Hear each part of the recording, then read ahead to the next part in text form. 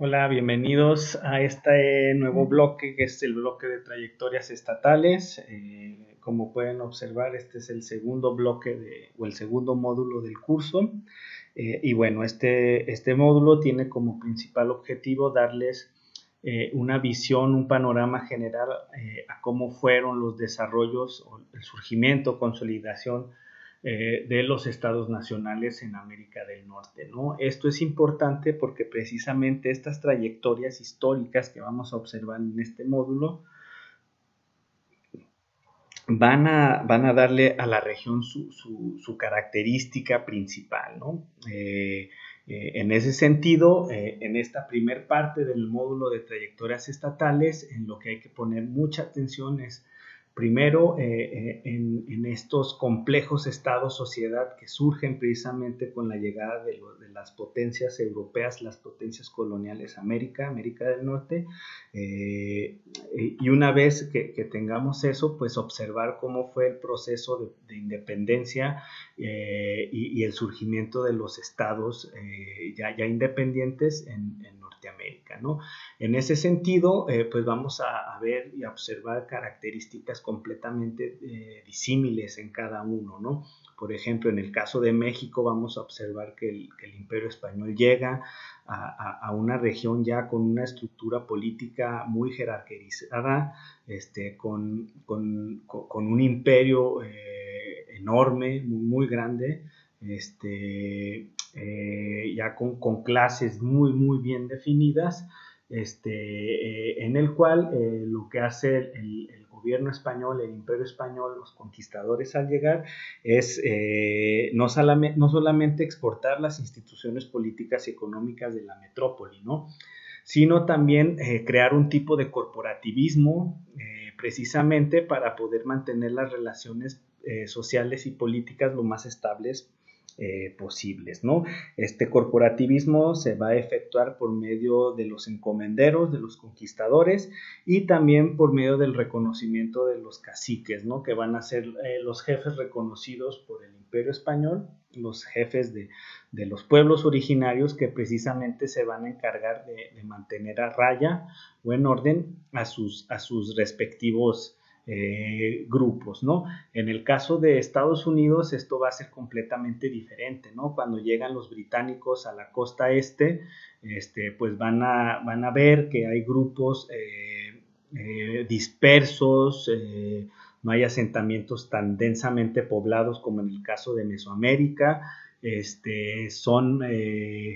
cazadores recolectores, nómadas en algunos casos, y entonces lo que hacen los colonos británicos al llegar acá es no solo traer ciertas instituciones económicas y políticas del Imperio Británico, sino también crear las suyas, ¿no? En ese sentido, las asambleas coloniales, que son una de las grandes características de la época colonial en Estados Unidos, pues van a ser ya el gobierno autónomo que le va a dar origen precisamente al gobierno de los Estados Unidos de América una vez que alcancen su independencia, ¿no? Y en el caso de Canadá, pues vamos a ver que en realidad Quebec, que es la colonia que fundan los franceses en la parte más norte del continente, pues va a tener una característica de ser un puesto de avanzada en contra de los británicos en América, con duras condiciones que no permiten el desarrollo de la agricultura a gran escala y que se van a centrar precisamente en el comercio de pieles, ¿no? Que va a ser la actividad económica por excelencia de ese territorio, ¿no? Además, en el caso de Canadá, pues vamos a ver qué pasa de manos francesas a manos británicas y eso le da otro matiz también, ¿no? Porque ahora vamos a tener a dos grupos muy diferentes, los católicos francófonos, digamos, en tensión constante con los protestantes anglófonos que llegan precisamente a esa parte de Norteamérica, impulsados por el proceso revolucionario independentista que se da en las colonias del sur, o en las 13 colonias tradicionales, ¿no? Entonces, ese es uno de los puntos claves a entender, uno de los primeros puntos claves a entender de esta primera subsección del bloque de trayectorias estatales, ¿no? La segunda parte, en la segunda parte, en lo que hay que enfatizar mucho precisamente es en el desarrollo de los estados nacionales una vez que alcanzan la independencia, ¿no? Que acá también va a haber diferencias muy, muy marcadas, ¿no? En el caso de México, por ejemplo, se encuentra en una situación de caos tras la firma de los tratados de Córdoba y el reconocimiento de la independencia. Incluso hay intentos de reconquista por parte de España, se pasa de un imperio a una república, de una república a una república central, de una república central a una república federal, de dos grupos en tensión dentro de la república federal que son conservadores y liberales, de dos entidades políticas diferentes como es una república y el segundo imperio de Maximiliano, y el fin de este imperio y ahora sí la instauración de la república federal, con Juárez a la cabeza y después Lerdo de Tejada, ¿no? En el caso de Estados Unidos, por ejemplo, no vamos a encontrar este tipo de situaciones, ¿no? Debido precisamente a que ellos ya contaban con una forma de gobierno autónomo del Imperio Británico, incluso antes de independizarse. La estabilidad y los pactos de la clase política estadounidense van a permitir que la visión de la élite política estadounidense vaya más allá de los pactos, ¿no? ¿Esto cómo lo vamos a poder observar? Pues por la política expansionista que tienen los Estados Unidos durante sus primeros años de nacimiento, ¿no? Que en ese sentido esta política expansionista pues va a tener claras implicaciones geopolíticas tanto para Canadá como para México, ¿no? Porque precisamente la expansión hacia el oeste bajo la ejida del Destino Manifiesto pues va a provocar primero la anexión de Texas a la Unión, después de que Texas se secesiona de México, y subsecuentemente y después de la invasión estadounidense a México, pues la anexión de California y Nuevo México, ¿no? Que son los territorios. En el caso de México eran los territorios más al norte, en el caso de Estados Unidos van a ser los territorios más al oeste que tiene, ¿no? Las implicaciones de esto para Canadá es que precisamente enciende las alarmas del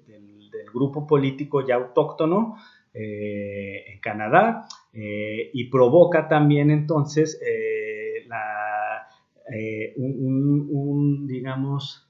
un apresuramiento en las negociaciones para crear una confederación de colonias, ¿no? Lo que va a derivar en la creación del dominio de Canadá, precisamente para contrarrestar esta política expansionista y evitar que los Estados Unidos envolviera al territorio canadiense en una serie de pinza que lo aislara completamente y lo relegara simplemente a la parte más este de esa parte, de la parte más norte del continente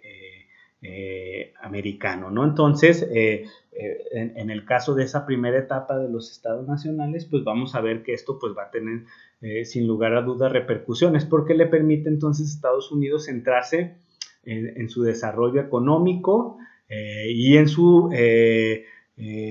subsecuente ascenso, primero como potencia regional y después ya como un actor importante dentro del orden internacional y una gran potencia reconocida por el Concierto de Naciones Europeo, ¿no? El caso de México, y debido a la situación volátil que vivimos, pues eso va a ser casi imposible, y en el caso de Canadá, pues en realidad Canadá no tiene ni siquiera una política exterior autónoma, porque depende todavía y hasta el siglo XX de los mandatos de Londres, ¿no? Entonces, ese tipo de situaciones, pues claro que van a tener un fuerte impacto porque van a meter a los tres estados en lo que se conoce dentro de la visión institucionalista, sobre todo desde el institucionalismo histórico, en una trayectoria dependiente, ¿no? Esto quiere decir en un camino del cual va a ser muy difícil lograr escapar en algún momento, salvo que haya una gran coyuntura que precisamente pueda hacer que se rectifique en ese camino, ¿no? En el caso de México vamos a tener esa gran coyuntura como va a ser la revolución de 1910, pero vamos a ver por qué falla precisamente el proyecto revolucionario y por qué falla hasta cierto punto el Estado mexicano postrevolucionario, ya que lleguemos a esa etapa, ¿va? Por lo pronto, entonces, céntrense en esas dos cuestiones. Más adelante en la semana subiré otro video para explicar otra de las subsecciones, que es la consolidación de los estados, que van a ver que llega también en diferentes etapas temporales para cada uno de los 3 estados que conforman la región de América del Norte, ¿no? Por lo pronto es todo y nos estamos viendo.